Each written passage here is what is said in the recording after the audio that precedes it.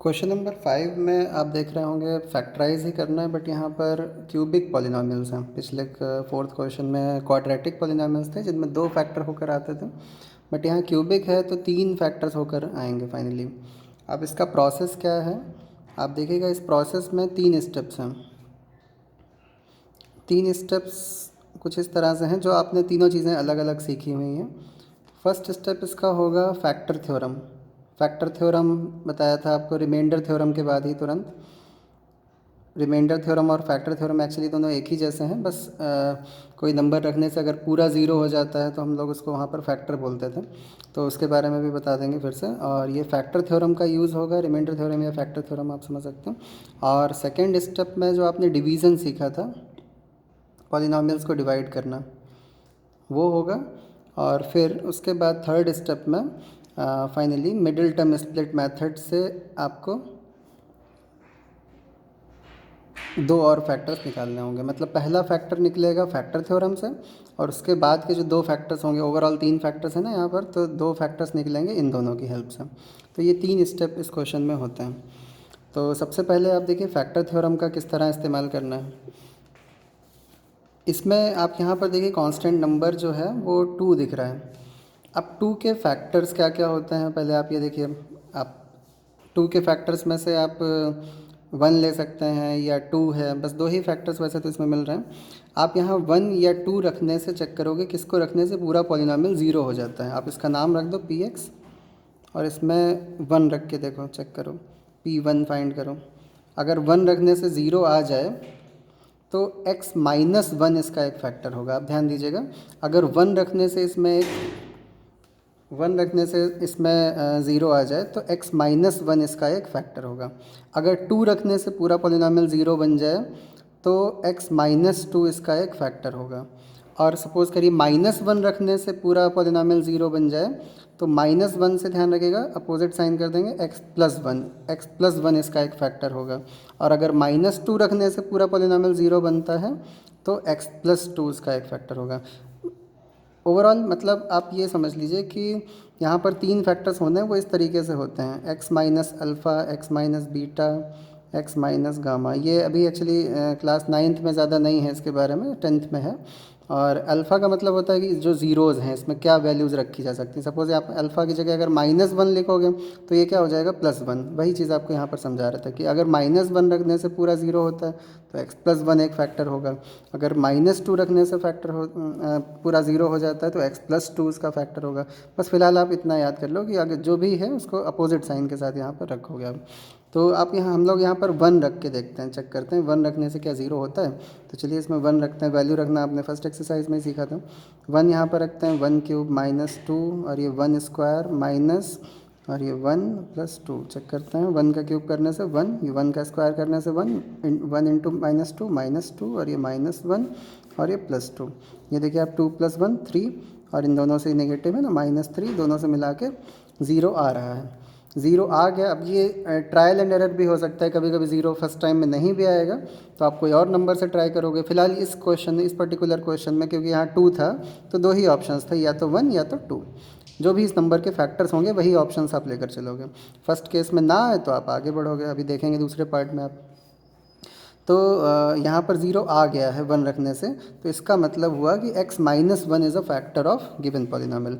x minus 1 इसका एक factor है, ये कंफर्म हो गया। यही फैक्टर थ्योरम है। एक्चुअली रिमाइंडर थ्योरम में आपको याद होगा, आप इसी तरह का प्रोसेस करते थे, जिसको रखने से अगर 0 आ जाता था तो हम बोलते थे कि वो फैक्टर है। ठीक है, तो x माइनस 1 इसका एक फैक्टर हो गया है। तो हम इसके बाद लिख देंगे since p1 is equal to 0, so x minus 1 is a factor of px। Given polynomial का एक फैक्टर x माइनस 1 है। अब ये फर्स्ट स्टेप कंप्लीट हो गया है, क्योंकि ये क्यूबिक पॉलिनॉमियल है। शुरुआत में आपको बताया 3 फैक्टर्स निकल कर आएंगे, तो उसमें से एक फैक्टर अभी आ चुका है। अब सेकेंड और थर्ड दो जो बचे हुए फैक्टर्स हैं वो लाने के लिए इन दो स्टेप्स का यूज़ करना पड़ेगा। अब क्या है, डिवीज़न।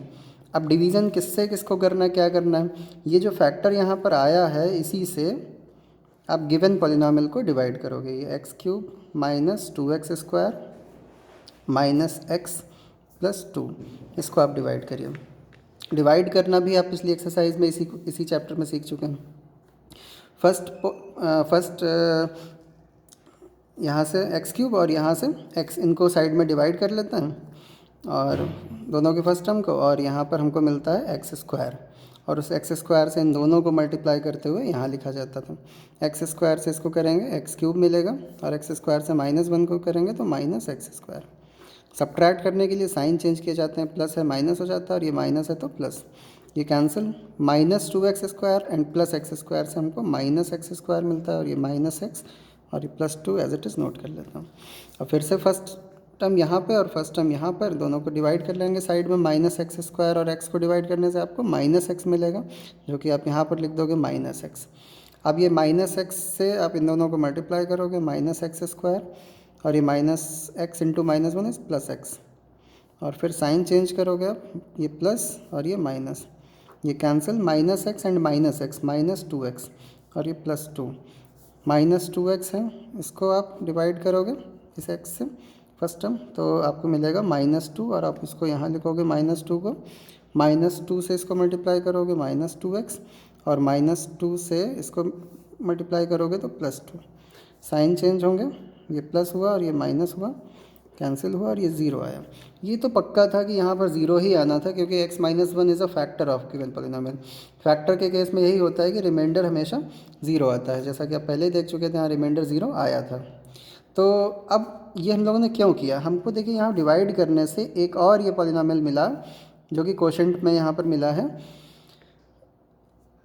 ये और ये अगर इनको मल्टीप्लाई किया गया होता तो क्या मिलता है, ये क्यूबिक पॉलिनोमियल, मतलब ये भी इसका एक फैक्टर है। अब ये लेकिन क्वाड्रेटिक है, अभी हमको क्वाड्रेटिक मिला है, और क्वाड्रेटिक को किस तरह ब्रेक करते हैं ये पिछले क्वेश्चन में हम लोगों ने सीखा, मिडिल टर्म स्प्लिट मेथड। अब इस पॉलिनोमियल के फैक्टर्स हम लोग करेंगे मिडिल टर्म स्प्लिट मेथड से, और हमको 2 और फैक्टर्स यहाँ पर मिल जाएंगे।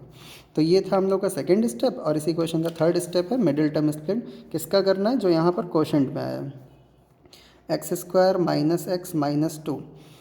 अब इसके मिडिल टर्म स्प्लिट से देखिए क्या होगा, यहाँ पर -2 है, यानी कि सब्ट्रैक्ट करके ही करना है, और यहाँ पर आपको हिडन 1, मतलब यहाँ पर जब कुछ भी नहीं दिखे तो आप 1 समझ कर काम करते हो।